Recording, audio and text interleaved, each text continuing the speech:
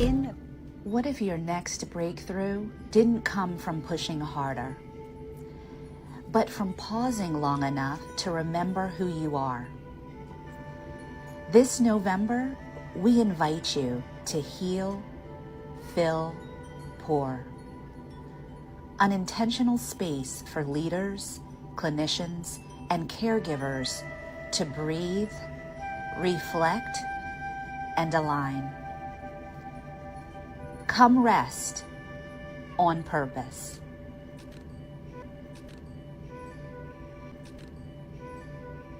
So let me make some intros and bring the team in. First up, world-renowned Teepa Snow. Enough said. Hi, Teepa. Hey, Dr. Bell, how are you? Good. So thankful for you to be in this space and to collaborate with you in this moment. So honored. You have been our collective North Star in the dementia space, but more so transforming the way we give care. And I'm honored to share this space with you. So welcome. Thank you so much. Well, it is my pleasure to be here with us today. And I'm also so looking forward to being in a space with people who are choosing to be together in order to really look at our own selves and realize to do this heavy lifting, to do the work that we do, to support others, we've got to really take a look at how we're doing and decide, what do I like about what's happening for me and what would I like to be different? Because in order to reach outward and to do the thing we do well, to make sure that what we're delivering is best quality, it can only happen if we take a look inside and make sure we're comfortable and we're aware of where we're uncomfortable. But we also feel that sense of, I'm in a good place.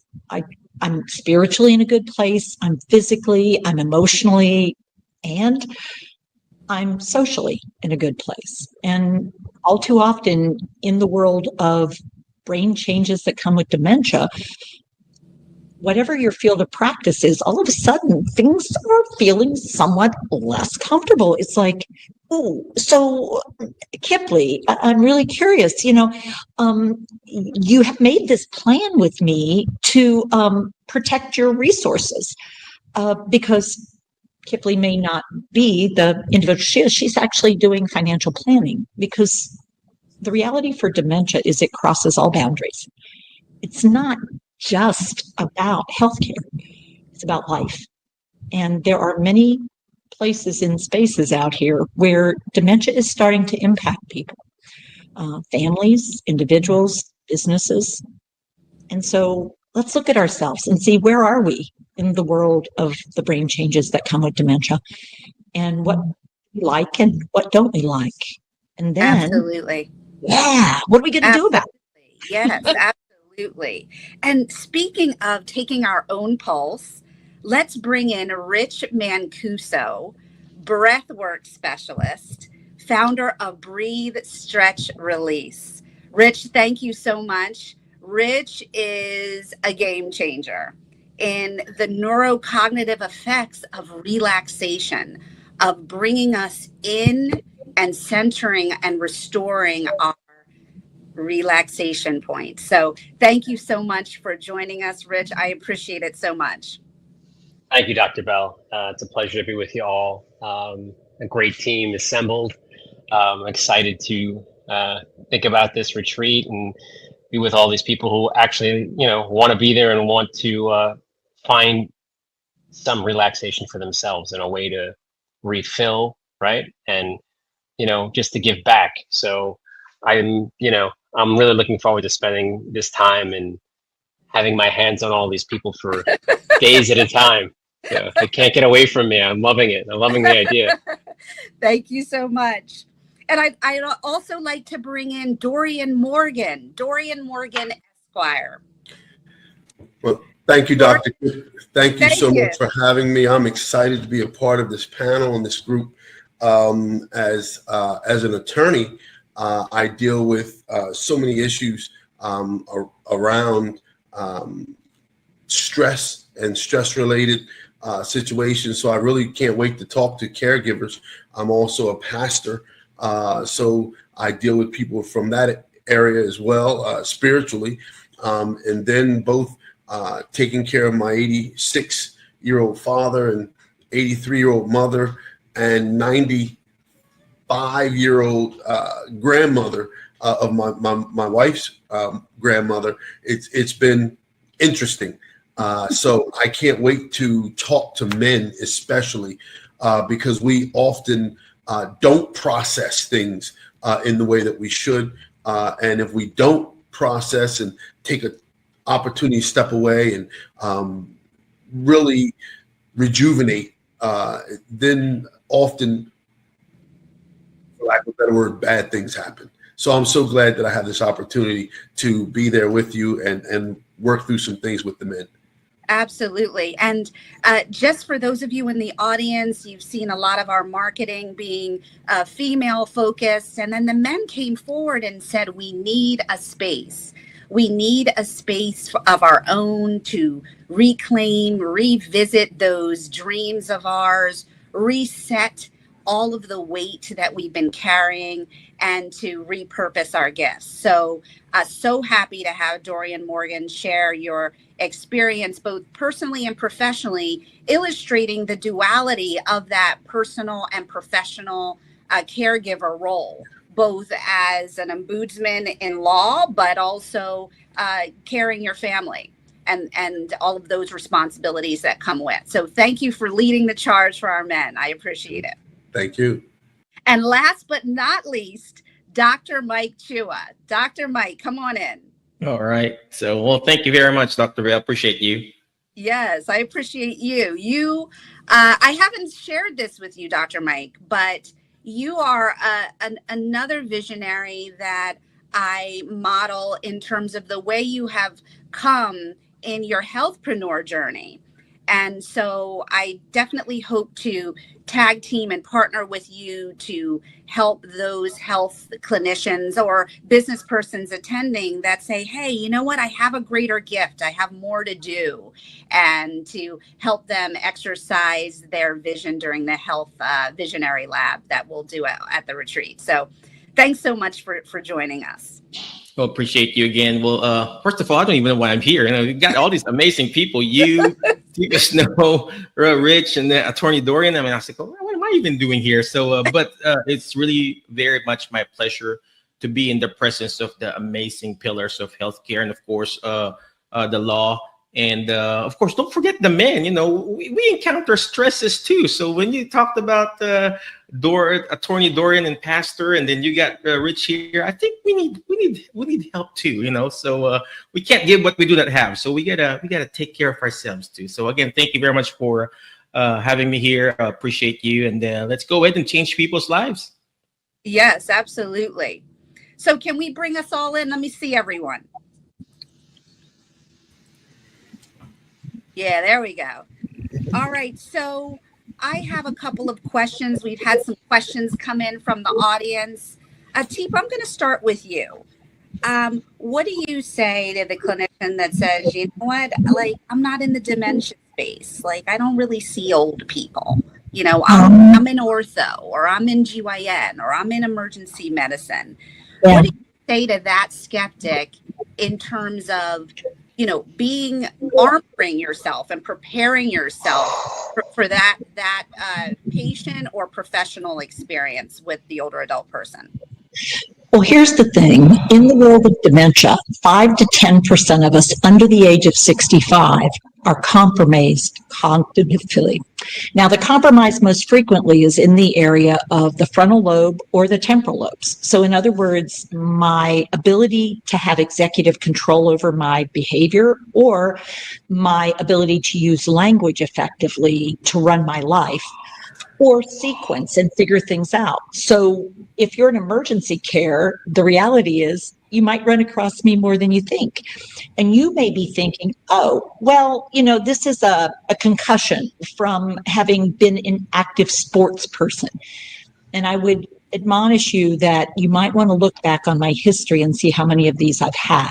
because you might also want to be asking questions of people who are around me and saying, have you noticed over time there's been some shifts and changes? Because chronic traumatic encephalopathy, frontal temporal dementia, are actually quite a risk factor for people who have head trauma that is not necessarily one that results in a coma, but instead results in impulsive behaviors or behaviors that lead to going too fast in a motor vehicle, making poor choices in relationships. And when that gets missed, there's a huge risk factor that it's going to end up with people ending up in legal situations or financial situations or stressful life situations, and families are compromised. So I'd encourage us to take a step back and get more curious rather than doing a quick fix on something that is, in that moment, somewhat emergency, but it turns out there's no fracture, it's okay. But in fact, I would say, wow, frequent flyer, let's check it out. Yeah, that's good. And what would you say, Mike, about the business perspective in terms of how businesses should be accommodating the care of the older adult person? Businesses that might not even be thinking about it, finance, travel and hospitality, so forth and so on. You're asking me, Dr. Bell? Yes, I am.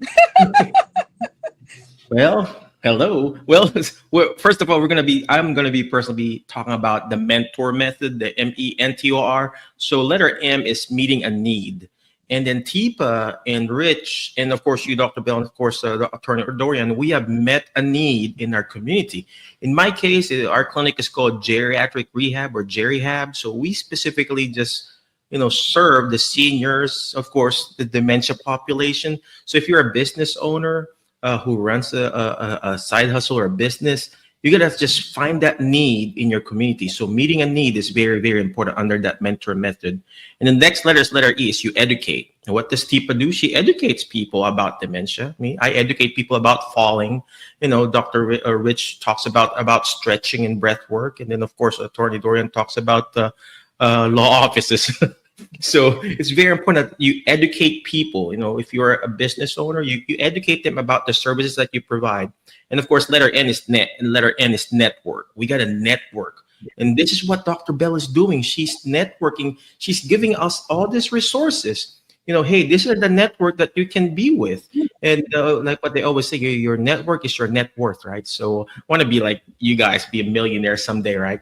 And next letter is letter T, is team. You got to find a team of people that will bring out the best in you. So if you're a business who wants to join this group, this retreat, you got to find a team of people that will bring out the best in you, because you are the average of the 5 people you hang out with. Next is one-on-one coaching. This is where, Rich and Tipa and Dr. Bell and Attorney Dorian is very good. They will teach you, they will personally coach you one-on-one and then bring out the best in you. And of course, last letter R is repeated. That's why we call it rehab, right?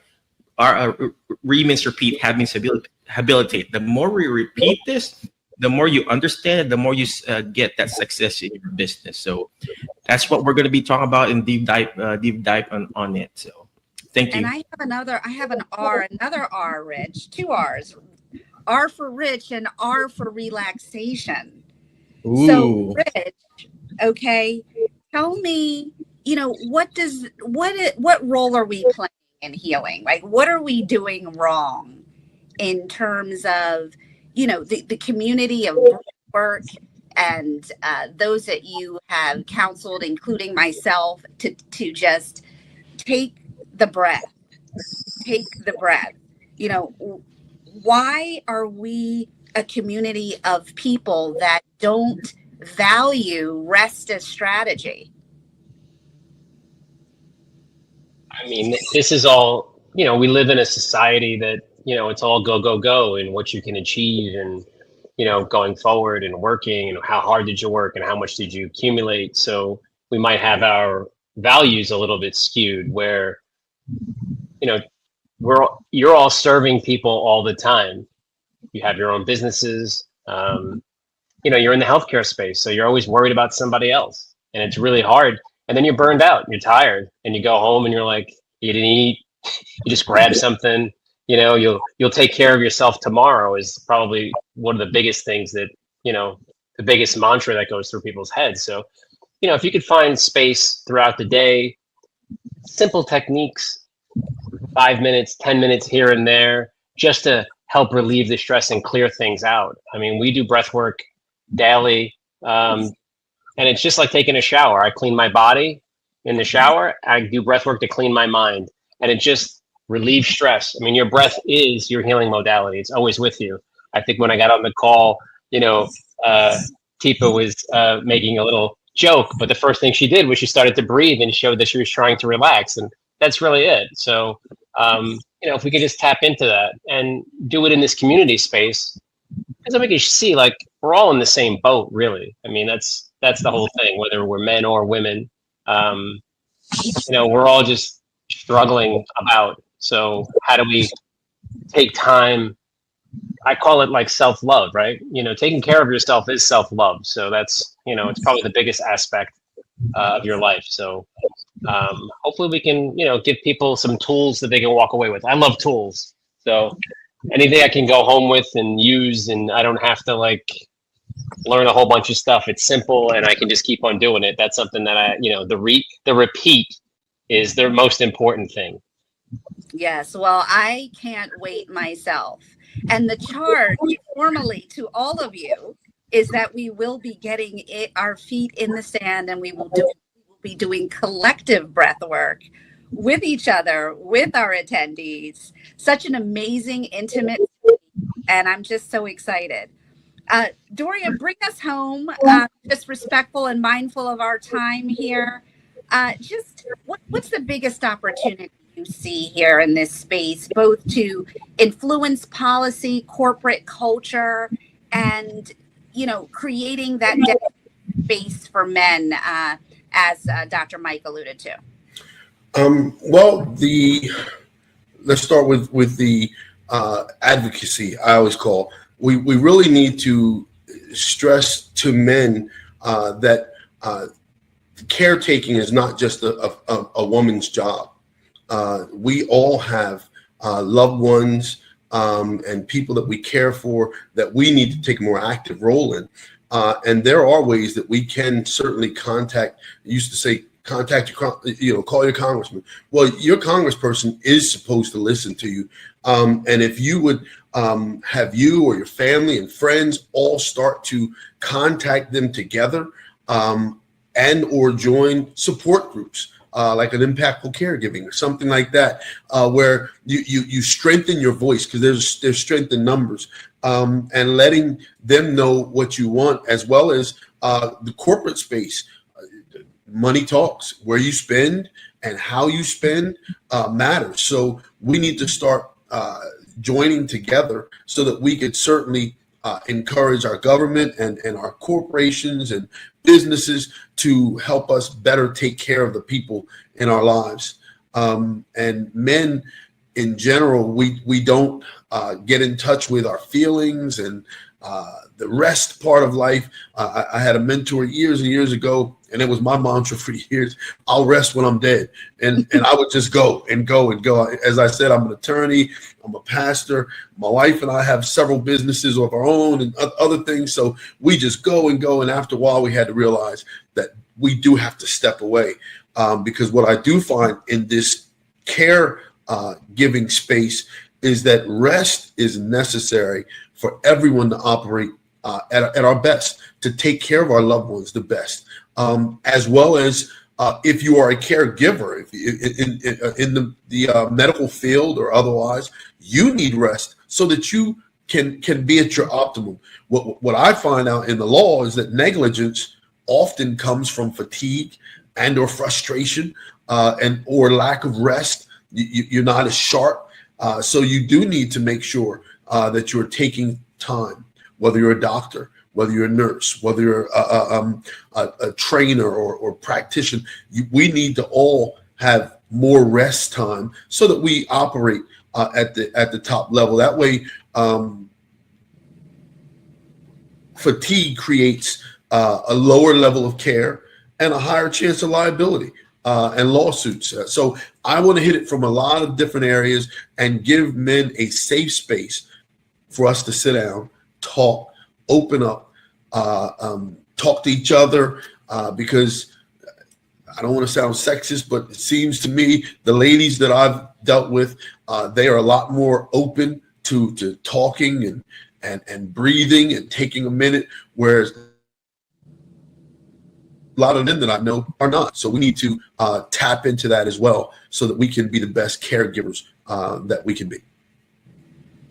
Well, so excited. I hope you all have just had a glimpse of the brilliance and the opportunity to be intimate on this level. This isn't a large conference.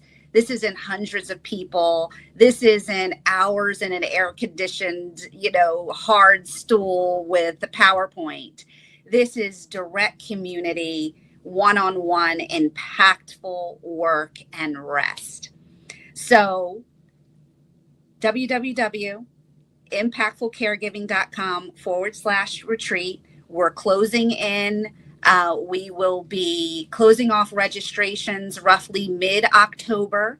So get in where you fit in. Inquire, reach out to me, connect at impactfulcaregiving.com if you have questions. We will list our commonly asked FAQs. A lot of people are asking about the CME component. The CME, my platform has CME accredited courses. That is an optional add-on that you will be able to do self-paced on your own time. Dr. Mike, myself, Teepa, Dorian, we will have workshops max 2 hours a day. Everything all inclusive: food, excursions, spa, wellness, community time dedicated for women, time dedicated for the men, some interchangeable activities. It's just an incredible work. And can you tell that I'm excited? Okay. So thank you so much, Teepa, Rich, Dorian, Dr. Mike. Really can't wait to meet you in Hawaii. They are waiting for us. DM Global, we have Japan in the room. We have a woman that just booked from Japan.